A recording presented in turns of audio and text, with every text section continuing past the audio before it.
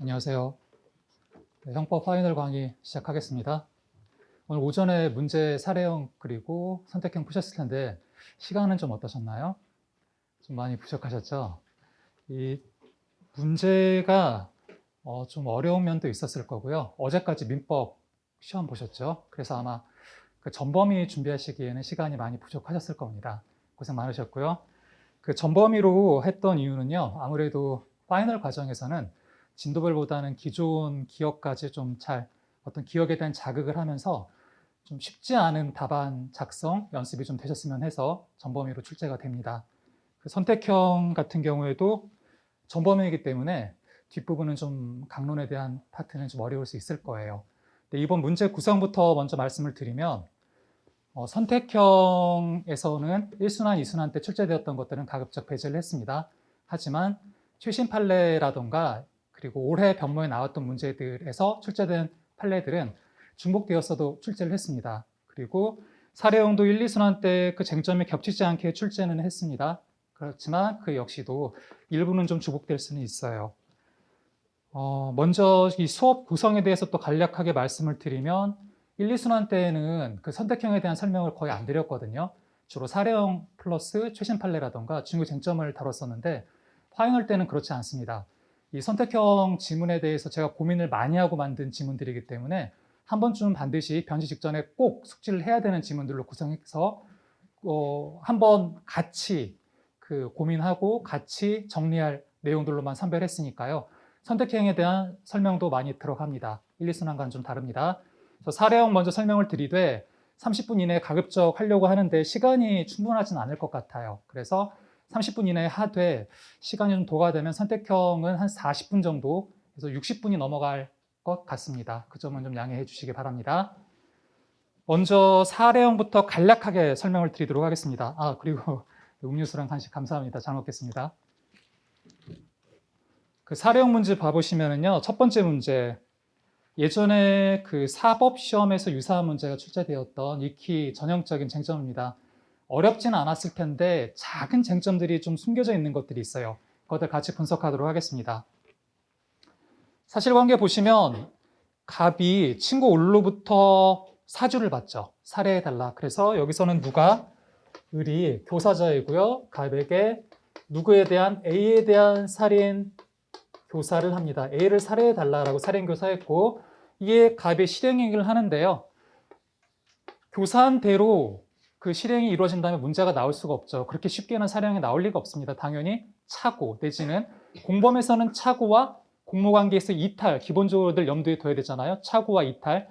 여기선 이탈이 쟁점되지는 않았고요. 착오의 쟁점이었습니다. 어떠한 착오가 있었는가 했더니 갑이 A인 줄 알고 칼로 복부를 수차례 찔렀는데 누구였죠? B였습니다. 이 착오는 어렵지 않고 너무나 전형적이네요. 한 번쯤 이 전형적인 쟁점 마무리 정리하고자 이 문제를 출제했습니다. 무슨 착오죠?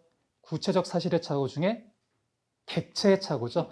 방법의 착오가 아니라 구체적 사실의 착오 중에서 객체의 착오였습니다. 이 피교사자 정범의 객체 착오에서 끝나면 또 역시 실제 변신은 또 그렇게 간단하게 나오지 않죠. 누구를 물어보죠? 교사자에게 이 피교사자 정범의 객체의 착오가 교사자에게는 어떠한 착오인지를 꼭 검토하게끔 물어보게 됩니다. 기계적으로. 자, 갑의 입장에서는 정범인 갑에서는 객체의 착오였지만 을에 대해서는 이건 학설의 대립이 있죠. 객체의 착오로 보던가 아니면 방법의 착오로 보거나 이건 마땅한 정확한 뚜렷한 판례가 있지는 않습니다. 여러분이 한번 미리 좀 생각을 해두고 들어가세요. 이게 문제 나왔을 때 나는 어디로 갈 것인가. 제가 이건 예전 1, 2순환 때 설명드렸다시피 저 같은 경우엔 방법의 착오로 갑니다. 근데 객체의 착오든 방법의 착오든 크게 문제는 없죠. 왜죠? 우리 판례는 구체적 사실의 착오에 관해서 방법의 착오에서 법정적 부합설이기 때문에 어차피 고의의 전형이 다 인정이 되잖아요. 어차피 판례 입장에 따르면 결론은 같기 때문에요. 너무 많은 고민을 하실 필요가 없습니다. 그래서 갑의 객체의 착오는 을에 있어서는 방법의 착오이나 어쨌든 고의가 다 전형이 되어서 문제는 없습니다.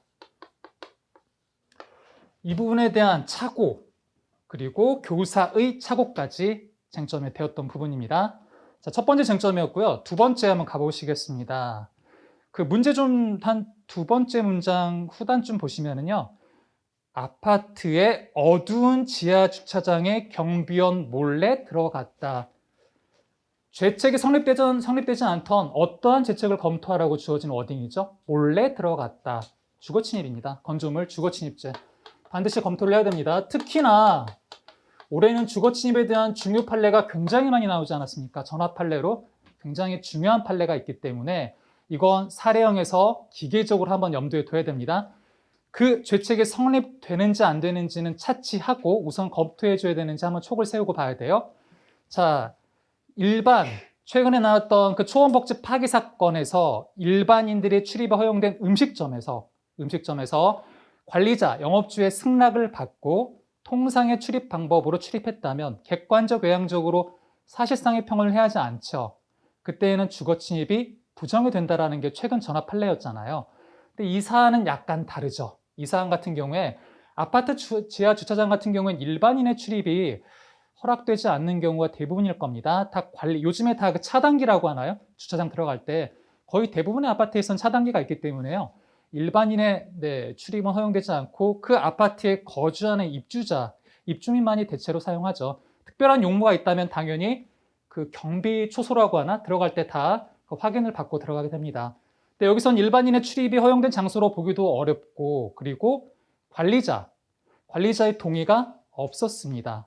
또한 몰래라는 워딩을 주어졌기 때문에 통상의 출입 방법으로도 보기도 어려워요. 그래서 저는 이 건조물 주거침입죄에 관해서는 우선 유죄로 죄책이 성립된다로 염두에 두고 출제를 했지만 여러분이 설득력 있게 최신 판례를 워딩을 잘 현출하면서 설득력 있게 반대로 성립되지 아니한다고 해도 충분히 가점은 있을 수 있을 것 같습니다. 그래서 이 부분 잘 정리를 해두시고 헷갈린다.